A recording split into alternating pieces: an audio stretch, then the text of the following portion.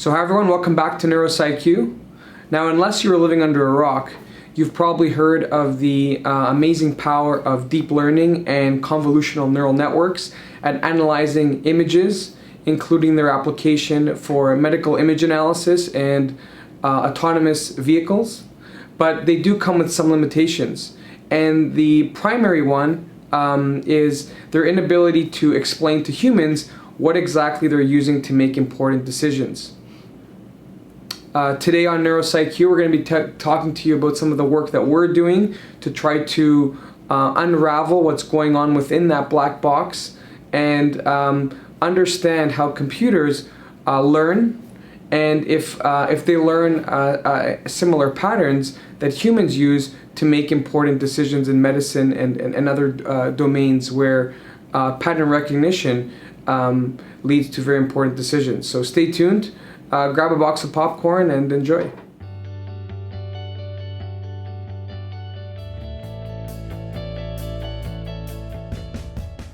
So hi everyone, my name is Phedias Diamandis. I'm a neuropathologist from Toronto, and I'm going to be talking to you today about deep learning and pathology. And this talk is entitled Understanding Machine-Engineered Reasoning in Pathology. So why do we need to understand how machines make decisions? Well, it's to accelerate their implementation into our medical healthcare system. Now, why do we need this? Why do we need to transition to kind of this more automated and objective way of image analysis? And really, this is necessitated by transformational changes in the technology that we've been using over the last decade or so. So here is the cost of a gigabyte of storage over the last 40 years, and you can see there's been quite a dramatic decrease of over a million-fold. So that's whenever something like this happens, it's going to change the way we carry out our day-to-day functions. And in fact, this and many other enabling changes in technology have seen a really increase in the number of tests that we do for medical image analysis and their role in kind of diagnostic practice. These two panels, the middle panel is showing you the number of CT scans ordered each year and on a historic basis. I think these are numbers from the United States, and you can see that again, we see a kind of inverse relationship where as the cost of storing data, as technologies are improving, the interest in use of these medical technologies is increasing by a number of fold. Same with the most right panel. This is a panel showing the number of publications in PubMed with the word digital pathology, and you can see, similar to our radiology colleagues, the interest in using these technologies is also rapidly increasing at a somewhat exponential level.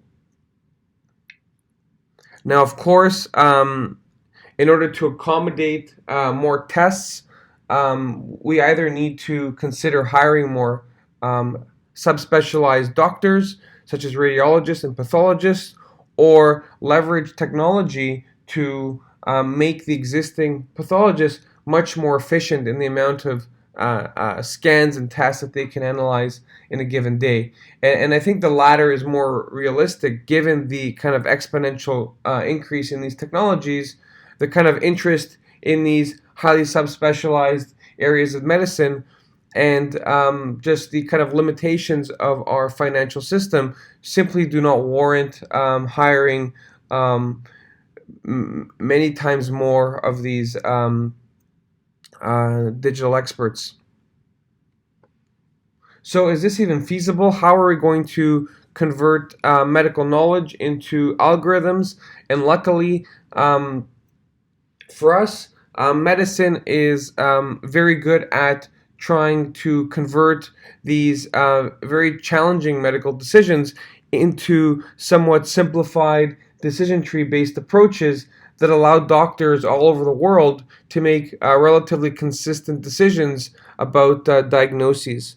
So here are kind of the ones that I think most people use when they are encountered with this type of brain tumor called a glioma. Most of us either if we're using a histological classification system or a molecular classification system, we have these decision trees about first making a decision if this is in fact a neoplasm versus another type of tumor or another type of disease such as an infection. And once we're kind of satisfied that this is a tumor, we're going to first try to delineate the kind of the histogenesis of this tumor. Is it an oligodendroglioma or an astrocytoma? And once we decide that, we'll of course try to grade the tumor based on morphologic features of malignancy. And because we have these nice approaches, that means that if you were to get a workup anywhere in the world, you'd relatively have a similar outcome on your pathology report, which is of course important in helping people get the right treatments. A kind of a similar classification system we have in the kind of molecular classification system, where first we want to understand the IDH status of a tumor, and then we're going to look at the 1p19q status to determine kind of the molecular type of tumor that you have. So again, these are kind of consistent things that we learn as trainees during our medical training. And so these are the type of decision trees that that computer scientists have tried to automate for a number of years now. Given a slide, using these kind of traditional computer vision approaches, computer scientists do what is called development of handcrafted features, where they work with pathologists to try to digitize some of these decisions, such as looking for specific shapes that may favor an oligodendroglioma versus an astrocytoma, mitoses, microvascular proliferation, necrosis, atypical cells. And once these are kind of coded into a computer vision platform, when you have a new image, you can look for these features in a kind of digital way and then use those to make classification decisions. Now, this has worked, I think, at a moderate level, but now there's kind of new ways to do this using this tool known as deep learning.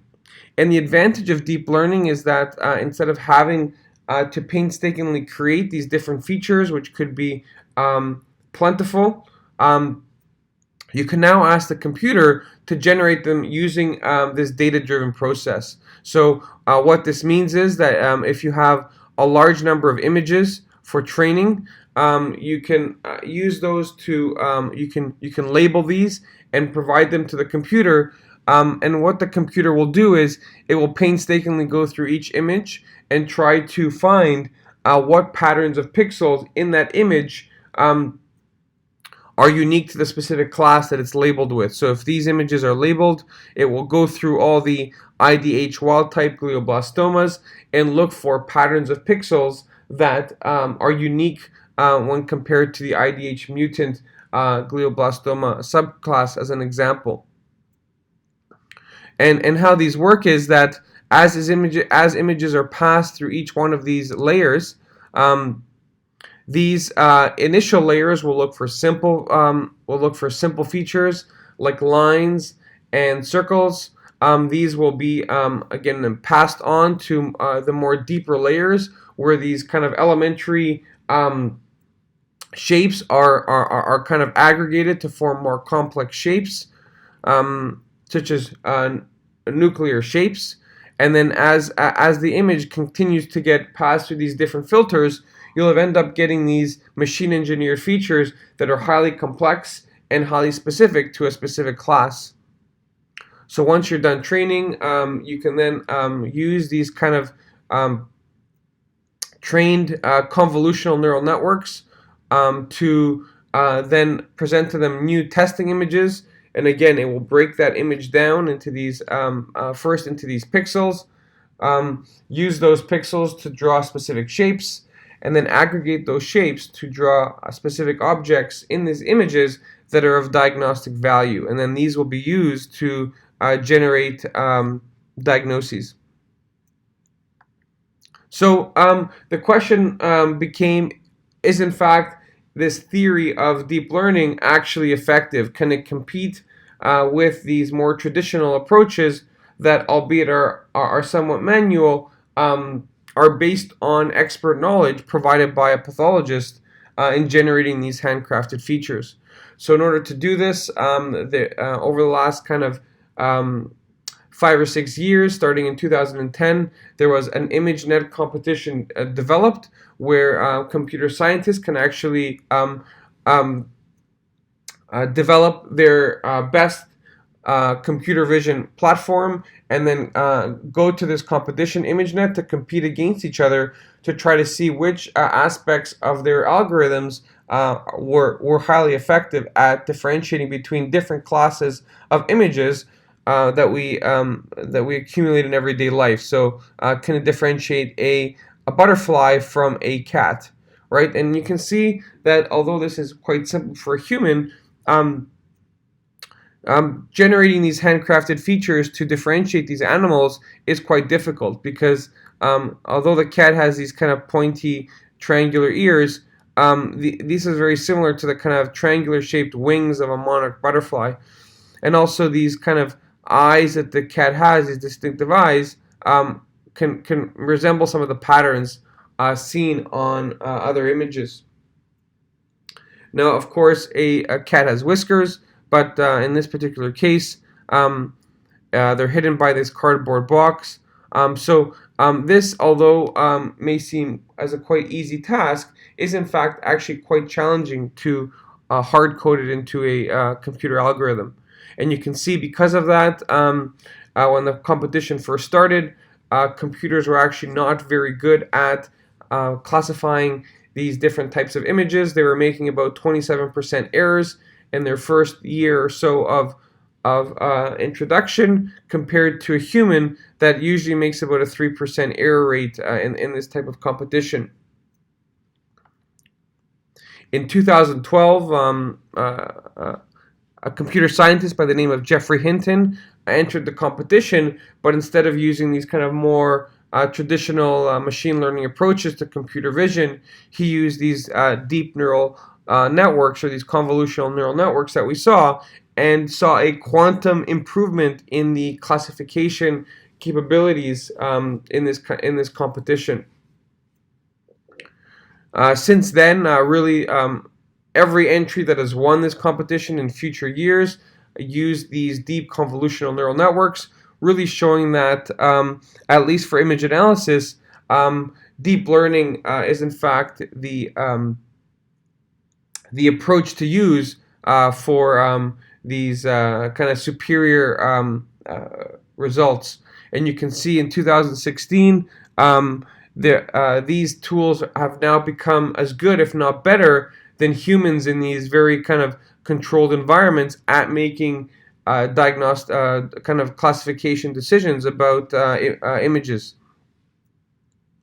Obviously, this caught the attention of the medical community, given how impressive these results were, and now there's been a number of kind of seminal papers from labs all over the world that have really shown that this can be applied to a number of medical problems that are based on pattern recognition. So the first one, they've really trained kind of computers to recognize skin lesions and decide if they are malignant or benign. And you can see by the title that, in fact, they were able to achieve kind of board-certified level dermatologist kind of diagnostic capabilities, which is amazing for this challenging task. In the paper below, really what they're showing here is that, in fact, computers can diagnose or subclassify lung tumors, again with the same kind of capabilities of a expert human, and can even predict mutations found in these tumors by using these convolutional neural networks, something that humans perhaps cannot do. So that these, of course, caught our attention as well, and we wanted to begin experimenting with these tools to try to see how we can apply them to neuro-oncology. And I think the impressive part, as you'll see, is just how easy this particular task is. This is our kind of first experiment, and this is kind of the first slide we wanted to test our results on. This is a fragment of tissue resected from a patient's brain, and presumably there's some disease or in these fragments that would account for the patient's symptoms. This stain on the right-hand side is an IDH1R132H immunostain, and it is designed to detect a specific type of brain tumor known as a IDH mutant glioma. And you can see that the brown staining is where the tumor is in this slide. Is quite heterogeneous. Some fragments of tissue, in fact, are very brown and have a high burden of disease, whereas other fragments of tissue are relatively less cellular, probably representing normal brain. So this is exactly where the tumor is based on this kind of sophisticated molecular test. A pathologist would have to kind of scan these individual fragments to try to identify which ones are of diagnostic relevance. So we trained this neural network similar to the approach I showed you before by providing it multiple images of both normal and diseased brain, and you can see that in fact the location of the brown stain on this slide is very, very consistent with where the molecular test found the tumor. And as you zoom in and zoom in, you'll notice that in fact, even though we didn't specify at the single cell level where the tumor was, the computer is able to really resolve the location of the tumor in the slide at an almost single cell level resolution. So imagine this is your first result. This is one of the most impressive things I have seen in my career so far. We have tried to adapt a number of discoveries in our kind of new lab, and most require a great deal of optimizations to kind of get results similar to what has been published, whereas this has really been one of the most robust and quickest results that I've seen that I found quite impressive given my specialty of neuropathology. So I think that's really the milestone that has been achieved by the community, is in fact that deep convolutional neural networks can really match other machine learning tools and humans at very specific supervised classification tasks. And I think that is something that really is exciting in our field to see exactly where this technology will go. But of course, humans and pathologists do much more than just carry out highly specific decision tree based diagnostics or classification tasks. We're also medical experts, and what that means is that we have a particular set of skills that allows us to discover unsupervised or uncharted relationships in big data that may be of value in future in generating future classification schemes or identifying observations that may help the way we practice medicine for the better. And computers are still not at that level where they can make these kind of unsupervised tasks. So that's something that my lab is really interested in. And lastly, there's a need for transparency in these models. As you can see, they somewhat function as a black box, and anything that we do in medicine needs to be somewhat justified to ensure that there's no errors that occur that could potentially harm a patient requiring our medical expertise. So let's just kind of review what those mean in a practical sense. So I like to think of unsupervised learning as the way that the humans learn and kids learn. So if you were to provide a set of Lego pieces for your young child. The supervised way to try to get them to learn specific concepts, such as color, is to make these paper bags and ask them to put the colored Lego piece in the particular color labeled bag that matches that color. And of course, you could use this as a way to monitor how good they are at learning this specific task, which is identifying color. Now, of course, the problem is that if they go to school and trade some Lego pieces with their friends and got a Lego piece, such as a white Lego piece, the question becomes, where do the white Lego pieces go if there's no white paper bag? And that's really the problem of supervised learning, is that it's highly restricted to the kind of predefined rules, and is not very good at these kind of anomalous real-world cases. The unsupervised way is to allow your kid to try to figure out these color patterns on their own. You can provide these bins, and if you give them enough time, I think most kids would be able to realize that these Lego pieces have a finite number of colors, and that you can group them based on these kind of color schemes. And so you don't need to make these paper bags. If they go and trade their Lego pieces, they would simply just create a new bin for these new colored pieces, and so you have now a kind of a future-proof way to allow your kids to play with their Lego pieces. Now, the beauty of these unsupervised tools is that there's really no right answer. So one kid may decide to group the Lego pieces based on color, while your other child may decide to group the Lego pieces based on the shape or size of that Lego piece. So and that's really where I think creativity happens, is that when you're when different students or different kids are looking at data in different ways.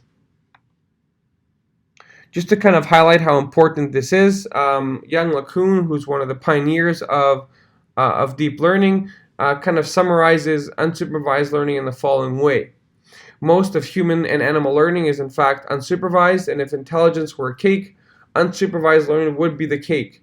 Supervised learning would be the icing on the cake, and this other type of learning called reinforcement learning would be the cherry on the cake.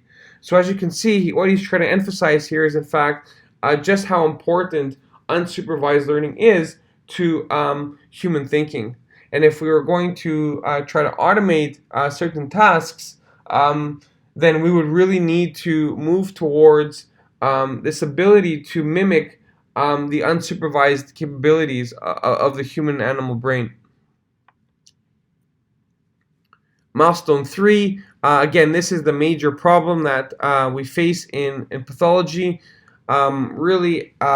Classification decisions using these deep learning tools are in fact function as almost like a black box. We know what goes in and we know what the result is at the end, but of course this is highly depends on a case-by-case basis.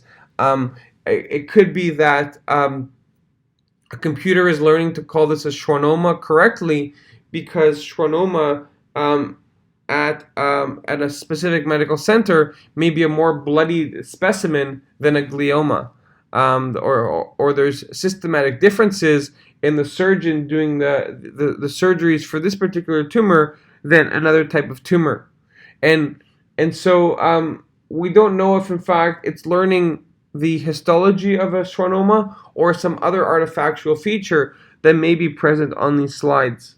And that's of course problematic, because if the surgeon changes or you apply these tools at a different hospital, if there was some sort of overfitting or artifact, these of course would misdiagnose cases and cause a lot of harm. So in pathology or medicine, there is a need to provide transparency when providing these sort of decisions.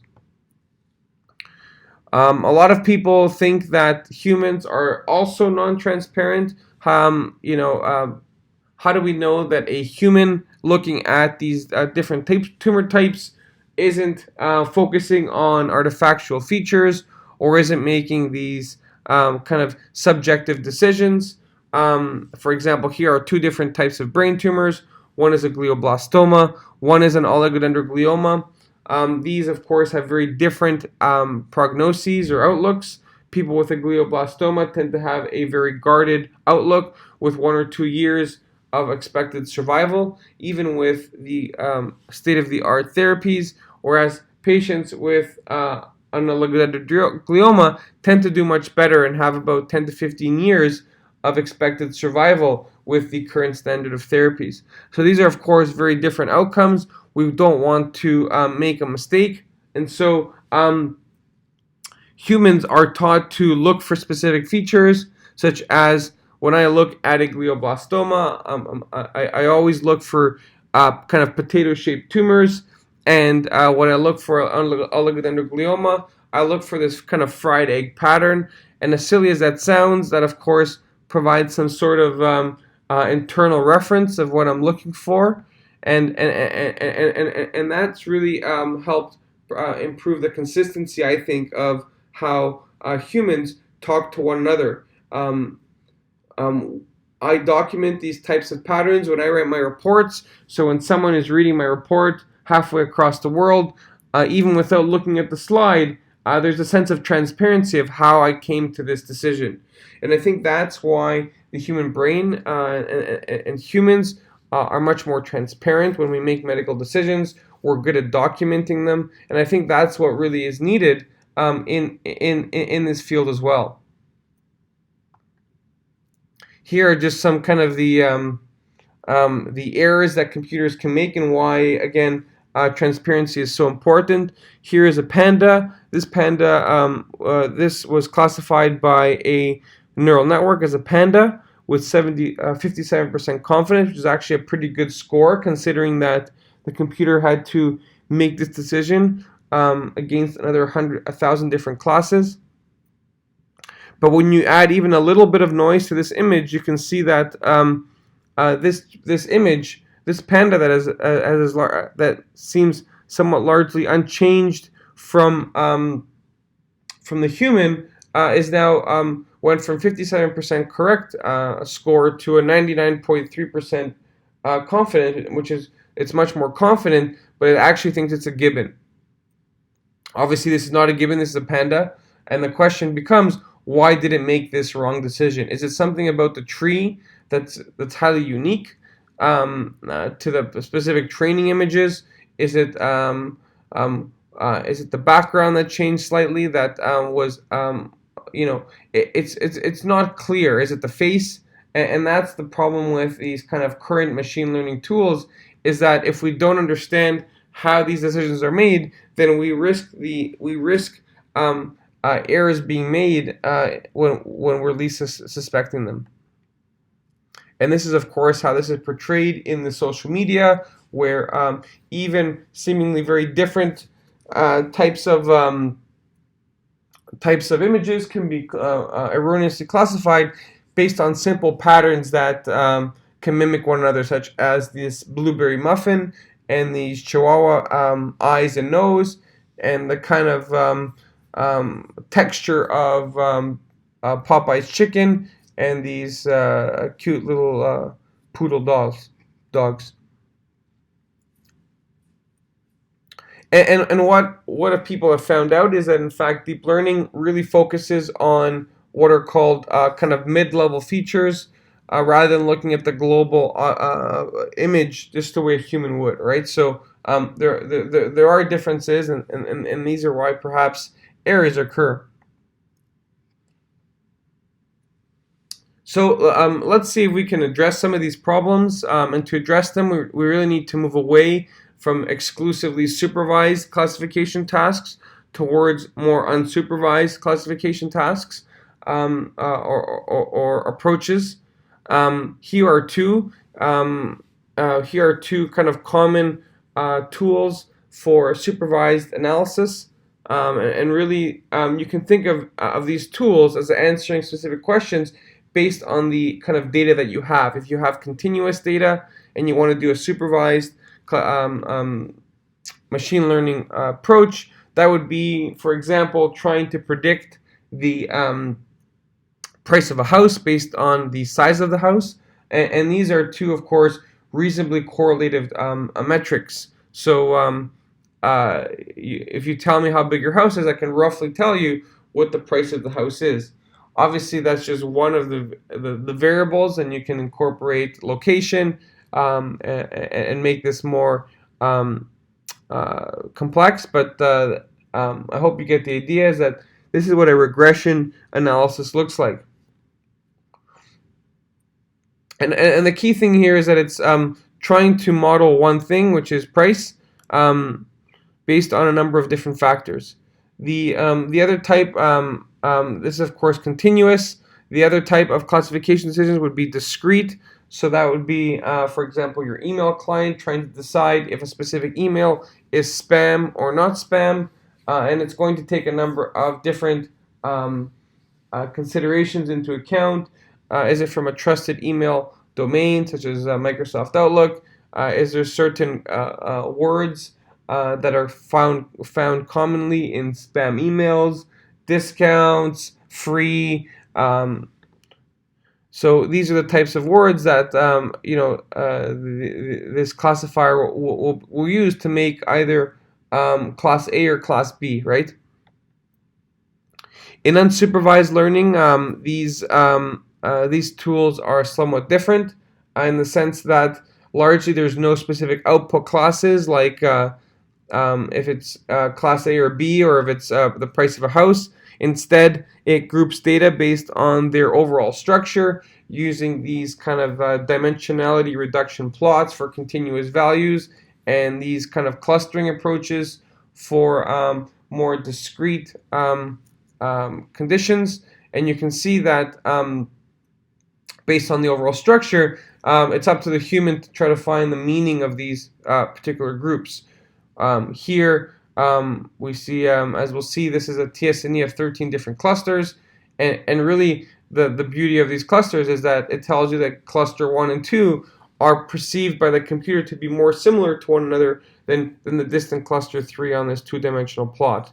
And the same thing can be inferred from the kind of dendrogram or kind of family tree that things like hierarchical clustering generate, in the sense that there's probably two major groups here based on these patterns of proteins or genes.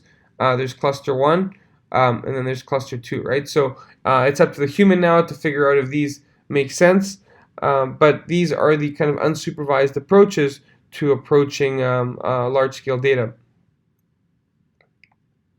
So let's see how we can use those to try to make more unsupervised predictions or inferences about our data. And the way to do this is we have a similar workflow where we train our neural networks with vast number of images, but instead of asking it to classify future images, we instead are interested in looking at some of the kind of deep or final layers of these neural networks and try to see how data is structured in these neural networks before decisions are made. And the hope is by looking at them using these unsupervised techniques, we can hopefully try to understand how computers are making the similar decisions that human experts are making.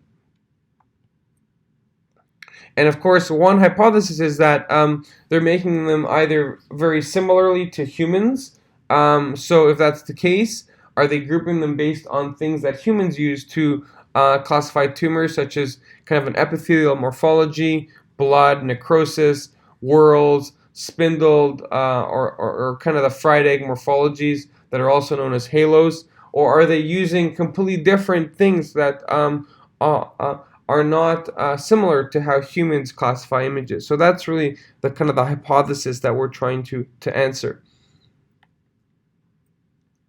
So to do this, of course, we need to compare it against a expert human. So in our first study, we really wanted to, what we did is we took 100 or 200 cases that passed by my desk and really tried to make these 500 by 500 pixel image tiles and try to classify them based on how a human would group these images.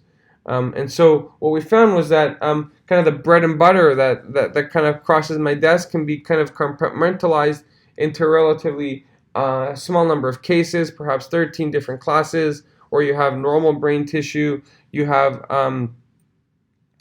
things like necrosis, surgical material, and blood that we consider non-diagnostic, and then you have your kind of legional tumor types that we see on a day-to-day basis. And of course, there are a number of different ways to group these and organize them, just as Lego pieces are. But I think based on how we're trained, most pathologists, given this problem, would say that there is a kind of large group of normal brain tissue. There is this non-lesional tissue that is found on many slides, but is of non-diagnostic value. And then, of course, there are these lesional tumor types that is what the kind of the diagnosis is made on. So the question is, does a computer perceive these 13 different classes in a very similar way, or does it group them in a kind of haphazard way that meets its kind of ability to classify them correctly, even without extracting some sort of intelligent meaning from them? So to do this, we took these 80,000 images spanning 13 different classes. We trained the neural network based on these, and then again, instead of using it to classify images, we instead tried to generate these TSNE plots to try to understand how a computer is organizing these different classes in relation to one another. And lo and behold, what we found was that when you look at the patterns, what you see is that, in fact, it's grouping them in a very similar way, perhaps, as humans. There is this kind of area of the TSNE plot at the bottom that's largely composed of different types of normal tissue, white matter, gray matter, cerebellar tissue. This yellow cloud here is representing an acellular material, such as the dura, the necrosis, the surgical material, and blood. And then in this blue cloud, we have our lesional tumor types. So in fact, what we see is that it too is grouping these classes based on the cellularity of the tumors. If they're regular, it'll put it. It's putting the normal tissue close together. The highly cellular lesions is grouping in one aspect of this plot, very similar to what a human is doing. Now, what we found even more impressively is that tumors close to this glial tissue, we have our gliomas and our lymphomas. These are discohesive tumors that tend to infiltrate brain tissue. And then here at the top, we have our meningiomas and metastases that are more of cohesive tumors that tend to push the brain rather than infiltrate it at the single cell level. So I think this shows is that there's a lot of intelligent organization of the data that parallels how humans are classifying these different tumor types.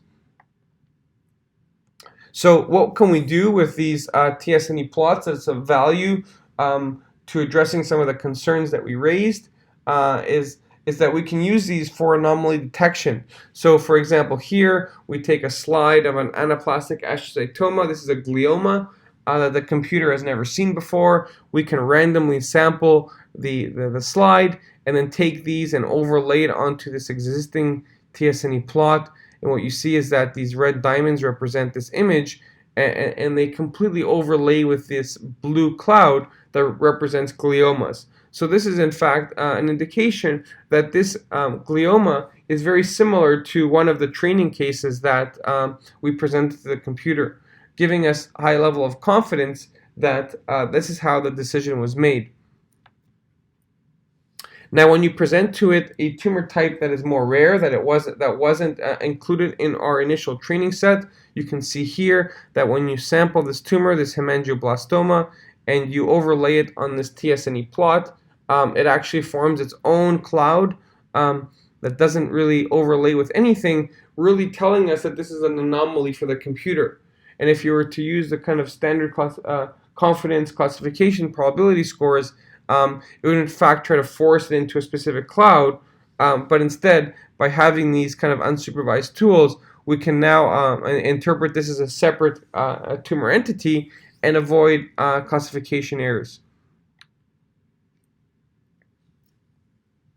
Again, still, we wanted to really address if, in fact, these interesting patterns that we're seeing are, in fact, based on similar features that humans use to make these same decisions. And to do this, we needed to move towards clustering for a number of reasons. First, the clustering approach provides kind of a more objective approach to understanding what tumor types are close together, and by having to discretize these features into a set of features that we can quantify using continuous values, we could see which specific features were being used to kind of drive this classification.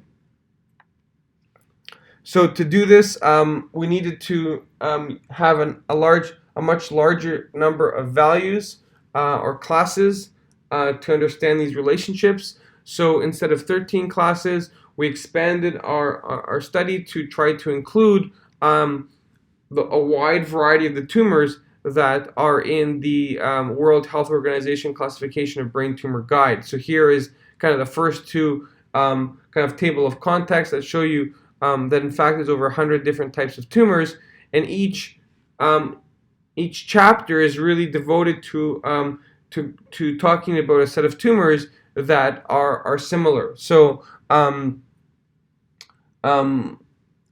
there's the first few chapters talk about diffuse gliomas, and really these are infiltrating tumors that are glial based, and of course they have a number of histological patterns that would allow humans to say that these look very similar. Other tumors like meningiomas, there's many subtypes, but of course are grouped together based on their biology, the fact that they're dural-based tumors, and also based on their morphology, because they have a kind of characteristic whorled or spindled morphology. And this is how these kind of tumors have been grouped based on international consensus from a number of experts. And so by using these same tools and properties, we can also group these tumors in a somewhat intelligent way. The question is, will a computer group this larger number of tumors in this similar fashion, or will it use different rules in its neural network to group these different types of tumors? So to do this, we increased our study by 10 times. We took about 1,691 whole slide images, generated almost 1,000,000 or 850,000 image tiles. These are these 500 by 500 pixel tiles, annotated them into 74 different tissue classes, and then used a convolutional neural network to classify these images. Now, instead of classification, just before in the kind of final pooling layer, in the filing kind of global pooling layer, these images are kind of deconstructed into 512 features, creating these feature vectors that we can use more as kind of numerical values for these images. And because of that, we can now carry out these kind of clustering approaches to see how these different classes resemble one another to a computer.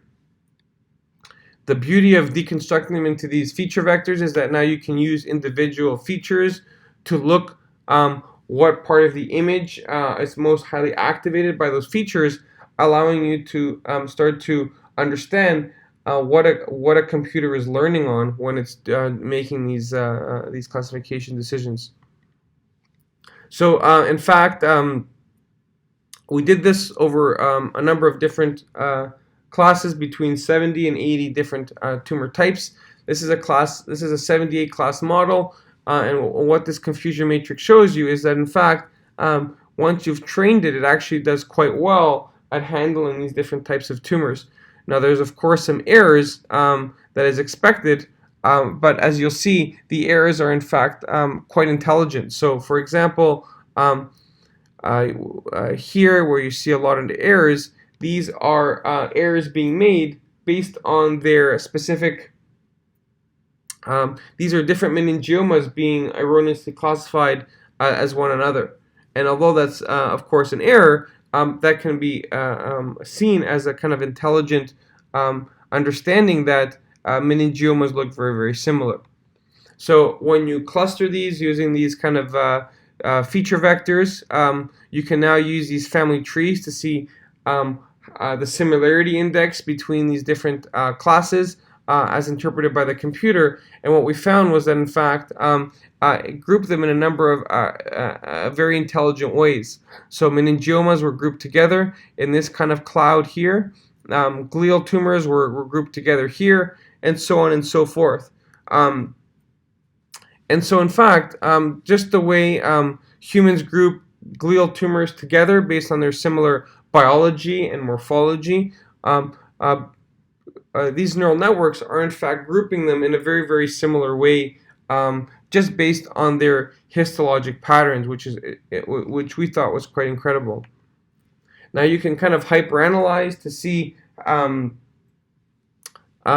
what is exactly is in each one of these classes. So here we take this class here that had kind of a kind of tumors from the same WHO chapter in this book, and we can see that in fact this group of 8 tumors are in fact all meningiomas almost, right? So we have papillary meningioma, fibrous meningioma, transitional meningioma, atypical meningioma, meningothelial meningioma, clear cell meningioma, angiomatous meningioma, and then we have a hemangioblastoma. So 7 of the 8 are in fact meningioma subtypes, and the computer somehow recognized that these are similar in some sort of fashion, and so they should be grouped together. Now, interestingly, even though this hemangioblastoma sticks out as an error, we found it interesting that it grouped most closely with angiomatous meningioma. This is a very highly vascularized meningioma, and this is also highly vascularized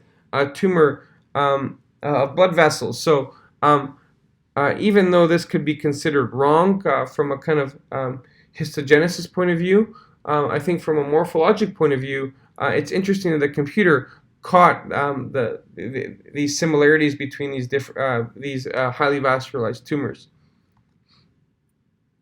A similar relationship is seen here. This is another kind of highly homogeneous cluster. And we can see here there's another 8 tumors in this cluster.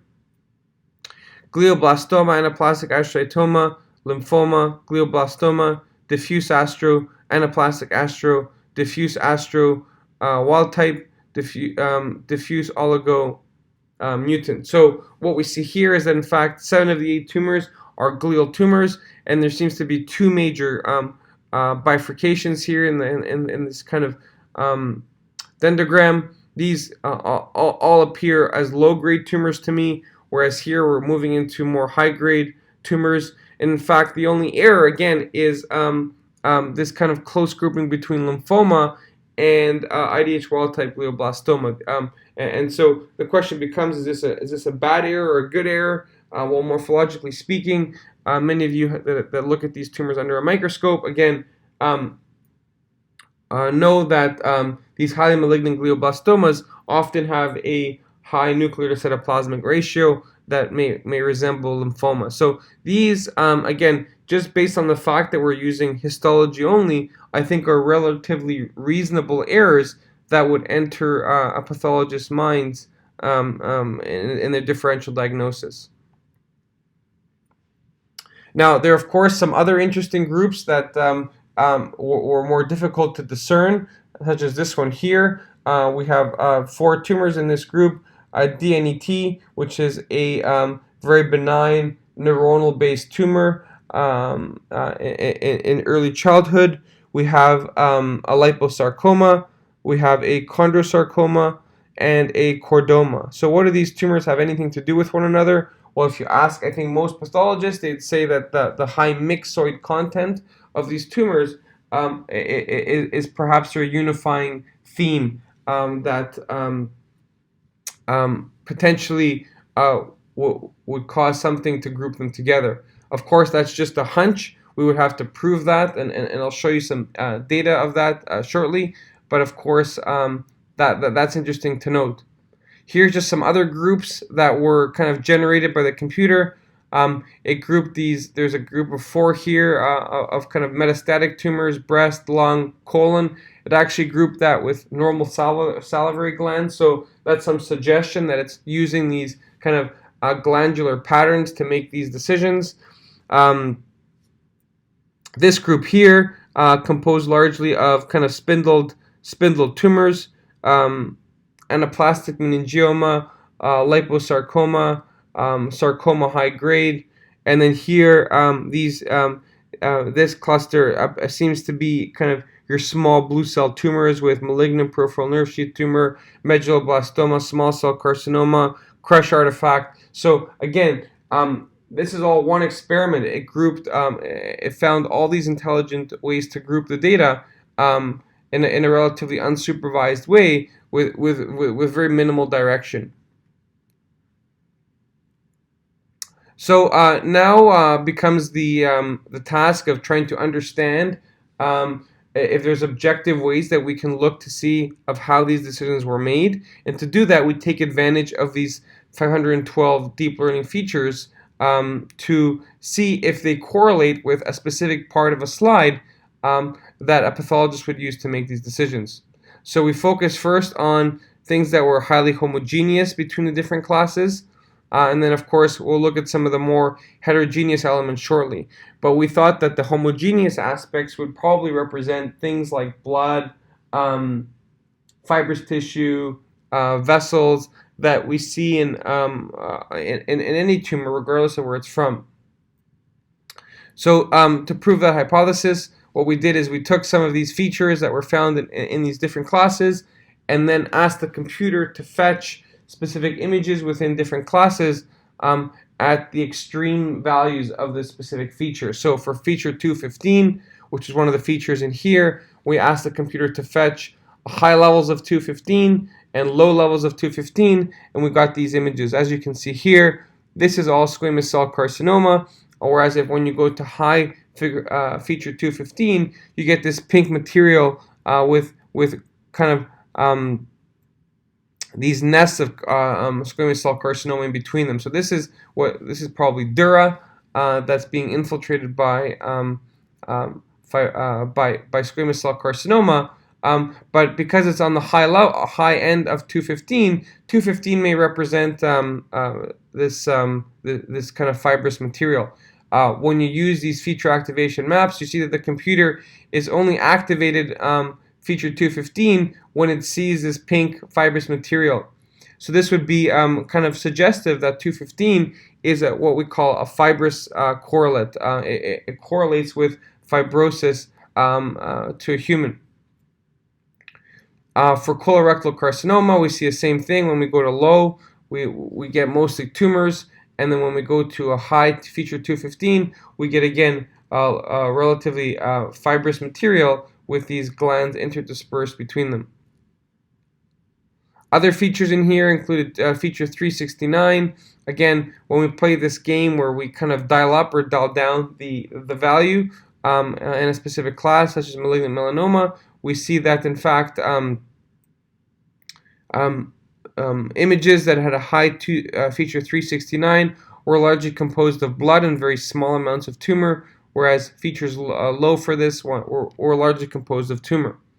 So and then here we see the similar thing, where if we go to a class like adenocarcinoma, we see that there's a lot of these intervening vessels full of blood.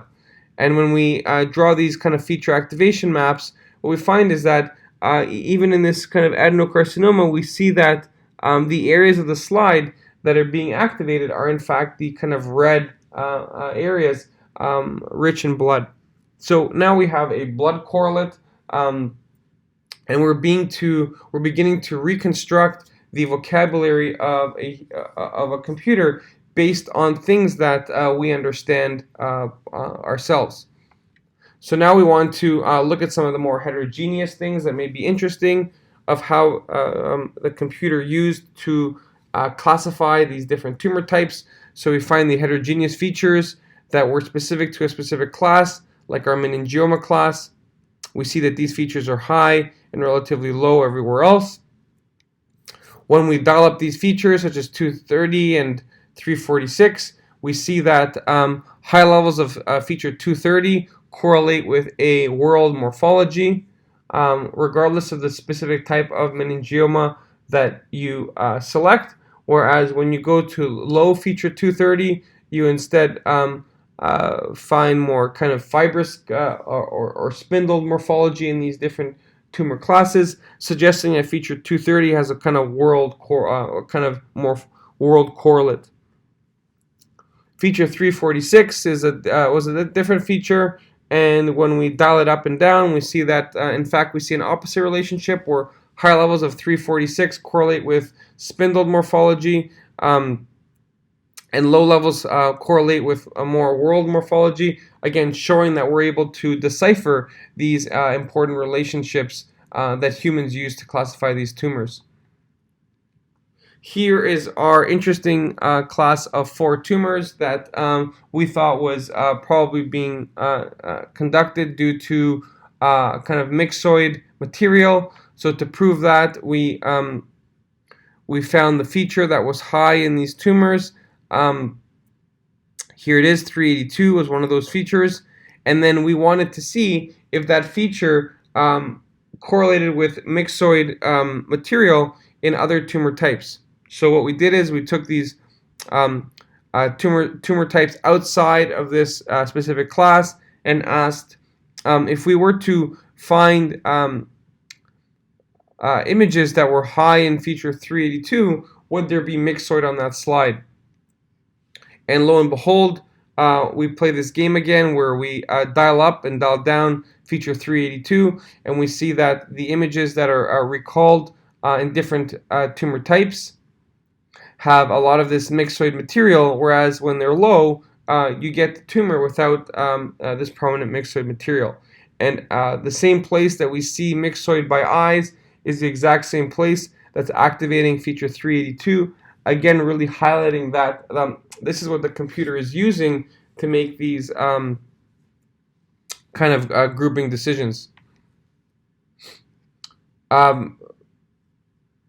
Here's another interesting group. This is our adenocarcinoma group. And as we know, the kind of common theme here is the ability to form glands.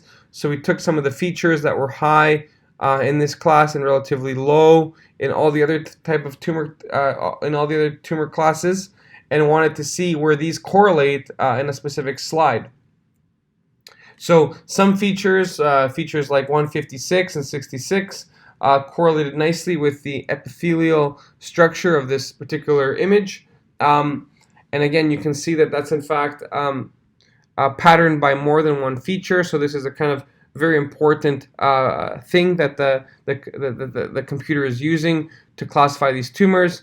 Other features within this kind of driving these clusters were features 436 and 45, and you can see that these instead of highlighting the epithelial tissue are actually in fact highlighting the glandular or luminal component, showing that the computer is actually grouping these different features together to make classifications better, similar to humans, right? That's not just the epithelial tissue that we look at, but also the kind of glandular or luminal components to make diagnosis of adenocarcinoma.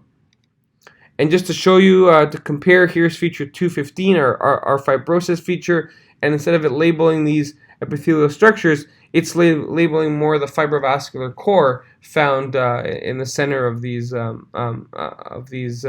papillary structures.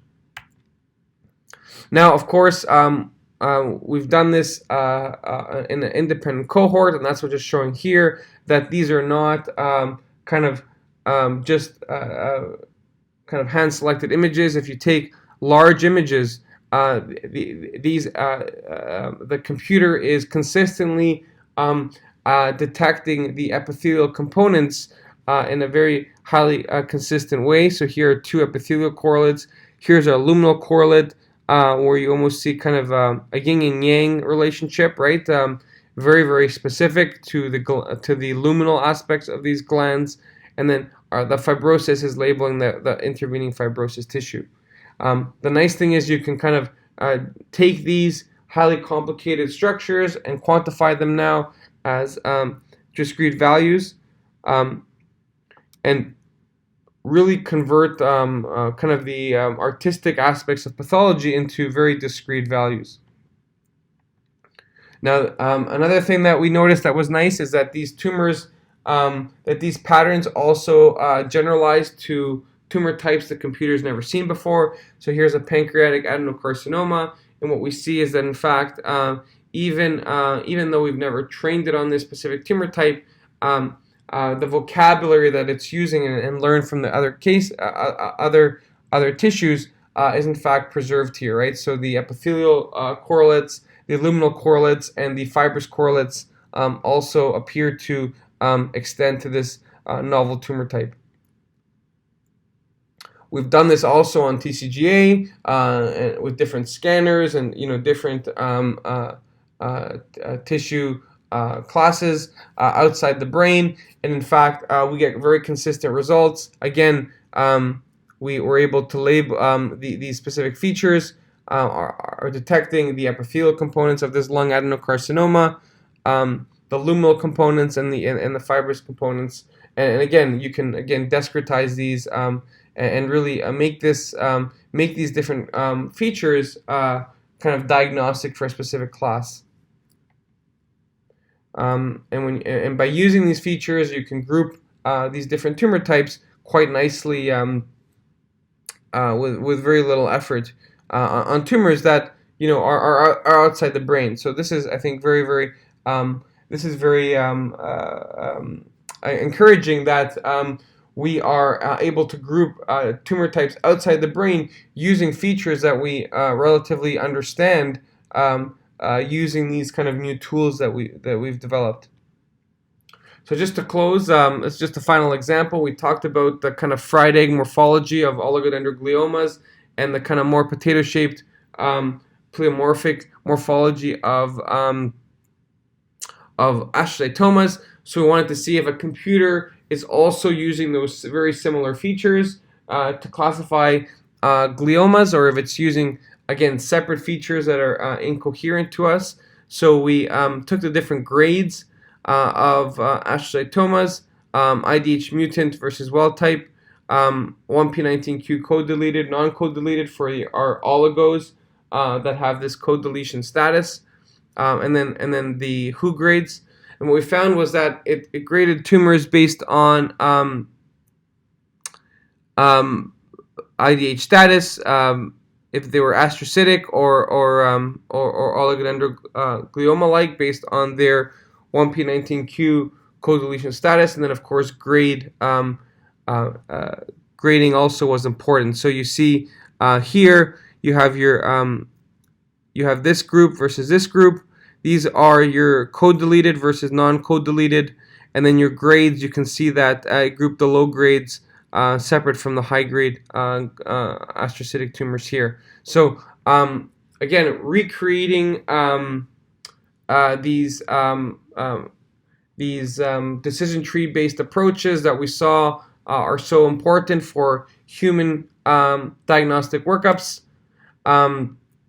And then what we can do is we can find features that are high in 1p19q code-deleted tumors and low in the astrocytic tumors, and see if those correlate with specific morphologies that we know are also important for these tumors, such as this fried egg morphology. So what we did is we found one of these features, 153, and we again played this game where we dialed up feature 153 to find images that had a high level of feature 153 and images from the same class that had a low level of 153. And what we see in both these different tumor types, the fried egg morphology is very prominent with images that had a high 153 feature, whereas they're relatively low in this oligodendroglioma image that had a low 153 image. And if you show this to a pathologist, they'll tell you this is an astrocytic tumor. Of course, it's not, but again, we've we've managed to remove the fried egg morphology by filtering for this feature. And what this suggests is that, in fact, this feature has been kind of somewhat encoded during the learning process as a feature that the computer can use to classify code-deleted versus non-code-deleted tumors. And then even in the astrocytic tumor that typically don't have these fried egg morphologies, you can see if you dial up 153, you can reliably find images that have this fried egg morphology. And the cells that have this morphology are in fact the ones that the computer is recognizing using these feature activation maps. So hopefully I showed you that computers are very good at making classifications decisions, and in fact they're making these decisions based on features that we can extract and understand.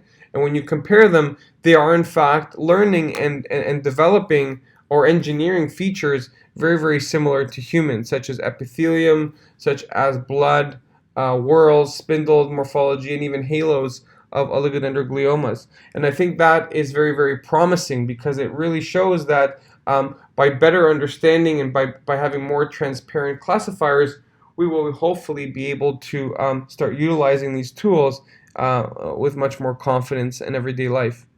So I'll stop there. I want to thank you for your attention. I want to thank our funding agencies. This work first started off with local grants from the Brain Tumor Foundation of Canada and the Adam Cools Research Grant, and has since gained more long-term funding from the Brain Tumor Charity and a Career Development Award through the ASCO Society that has really let this work be carried forward. So there you have it. I hope you enjoyed the show. We want to give a special thanks to the people that funded this work. Early on, it was local charities such as the Adam Cools Research Fund at the University Health Network, the Brain Tumor Foundation of Canada, and later on we have been very fortunate to gain additional funding from the American Society of Clinical Oncology Career Development Program and the Brain Tumor Charity in the UK. That has really helped accelerate this work and bring it to the level it is today. So thank you again. Thank you for listening, and hope to find you at the next one.